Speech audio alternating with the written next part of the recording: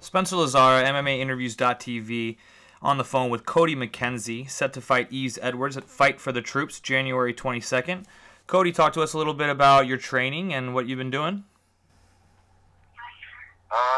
Been doing a lot of cross training, a lot of different gyms, hitting up Dennis Hallman's place and Victory Athletics. I've been training in Spokane, Washington a bit with those guys. Brought a couple of buddies down from Canada for a couple of days. Good sparring partners there. A lot of rounds with the guys. Also my guys, of course, Lyle Beerbaum, Mike Hanks, all the guys in Spokane, Washington. Mm-hmm. Yeah, just like I was saying, just lots of sparring, lots of hard work. Been mixing it up a little bit for this fight. Not too much, as much running and shit like that.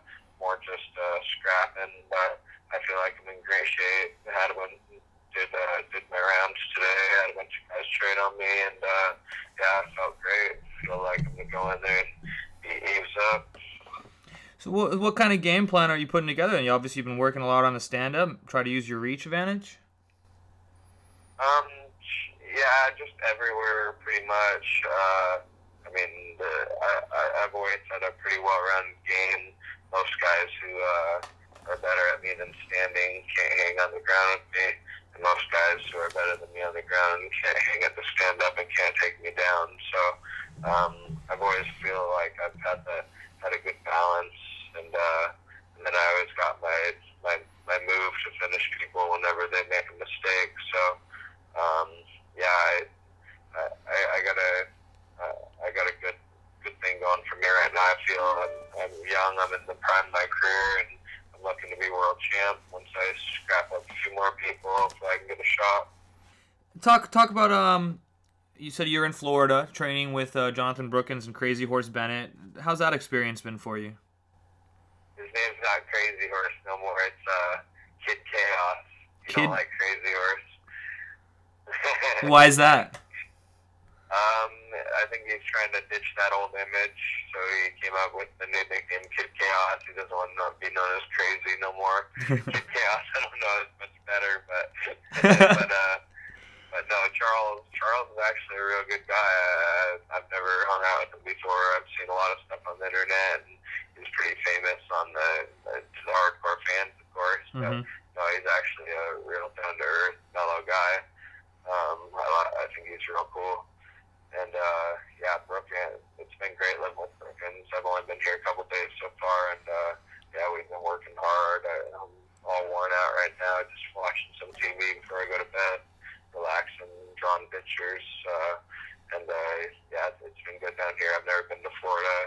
It's definitely a change of scenery, change of pace from what I'm used to, and it's been going great. I'm doing a lot of good gi jiu-jitsu, getting back to that a little bit. I haven't done that for a long time.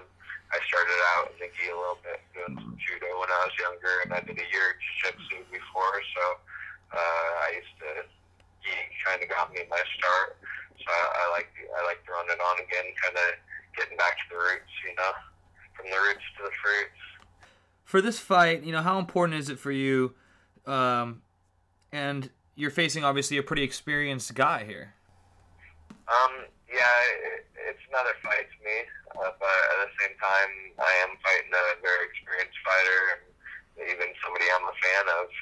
But at the same time, it kind of helps me in a way to be like, whatever, a lot of people expect me to lose to him, but I don't expect me to lose to him at all. I'm looking at it as his time's up. It's my time to step up and take my reign at the UFC and show everybody what I got. Old dogs always got to step down to the young dogs, and that's how nature works. But we'll find out come the 22nd for sure. I know he's a tough cat, going to come in fighting, and that's what I look for. He said he hasn't been in guillotine positions much when I talked to him in his entire career. Maybe once, he said, in his entire career. Yeah, I actually watched that interview. I don't really expect to guillotine nobody, truthfully. If it happens, it happens. If it opens up, I'll take it. And I'm sure he's training not to open it up. And if he's never been in that situation, then he probably shouldn't even have to train it. Because he obviously doesn't get guillotined. But I mean, I'll hit it if I can hit it, but I'm going in there. I'm going in there to fight, just like every one of my fights I've ever fought. If I know I can guillotine someone, I'll go in there and just go for it and take it. But a lot of times I go in there just scrapping, and so sooner or later it'll present itself. Talk about your experience on Tough a little bit for us, going back in time here a little bit. And has your day-to-day life changed since then at all? Oh, of course, yeah. It's busy as can be anymore, you know.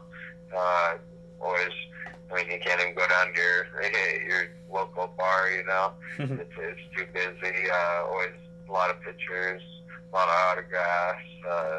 So, I mean, that events, not all the time, but people always come up to you, talking to you. A lot of interviews, a lot of, just always busy anymore, you know, a lot busier than I was before the show. But, I mean, that's what I signed up for, so I'll take it in stride. I've been having a good time with it for sure, and yeah, I like the fans. I mean, I try to talk to them as much as I can. That also keeps me real busy. I'm always trying to interact with the fans, get them out their autographs, and talk to them on the internet and so forth.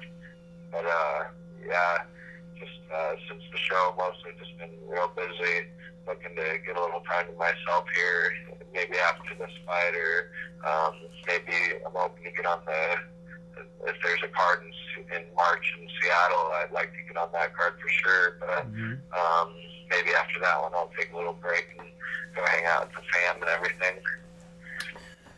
So, how do you feel about fighting for the troops? Talk a little bit about, you know, it's a pretty prestigious thing to be fighting for the guys who are fighting for our country. Yeah, I'm stoked, you know. I mean, you don't want to look like a wuss in front of a bunch of tough guys. But, yeah, I'm stoked to fight for the troops. I thought about doing military before certain points in my life.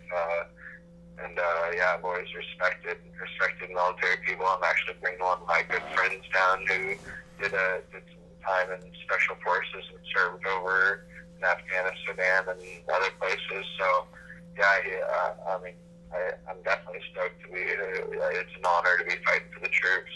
So I'm looking to go out there and put on a hell of an entertaining fight for them, because, I mean, what I do is nothing compared to what some of those troops do.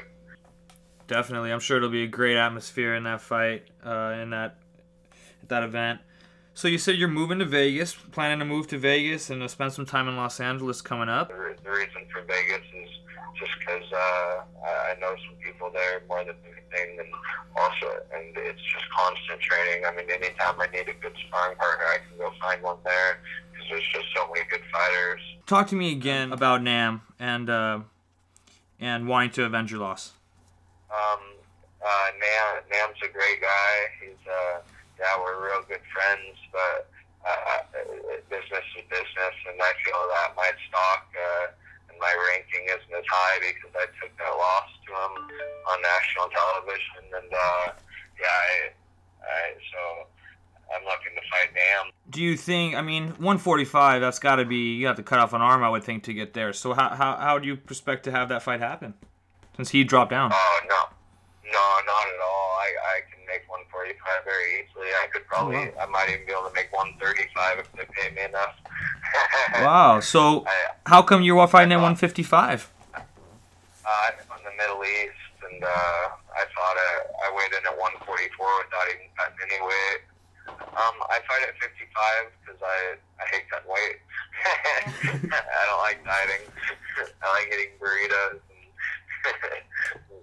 burgers and stuff like that. I like drinking wine at night. So when I cut 45, I don't get to have any fun. It's pretty strict living for like a month, and I'm just not that happy. And I never felt like I performed as well, even though I've always won. I just didn't like the feeling as much. I enjoy fighting at 55, and 45 is a bit more of a job. Not saying I won't go there if they told me I could fight, although I'll drop right down. We'll close this out with a little prediction for your fight, and give us something juicy. Prediction for my fight is that it's going to be a war, and that I'm going to win. There you have it. Cody McKenzie, look for his fight on Spike TV. Fight for the Troops, January 22nd. Good luck to you, Cody. We appreciate you taking the time. Thank you. I'll see you later.